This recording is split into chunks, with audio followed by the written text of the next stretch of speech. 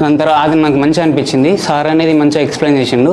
దాని తర్వాత administration group అనేది నాకు బాగా సపోర్ట్ చేసింది. ఎందుకంటే నాకు ఫస్ట్ ఆఫ్ ఆల్ నాకు బాగా ఇంట్రెస్ట్ ఉండే నేను పైలట్ అవుదామని. కాకపోతే నాకు ఏ అకాడమీని జాయిన్ కావాలో నాకు తెలియదు. అందుకని నేను నాకు అంటే అడ్మినిస్ట్రేషన్ గ్రూప్ నాకు బాగా సపోర్ట్ చేసిర్రు.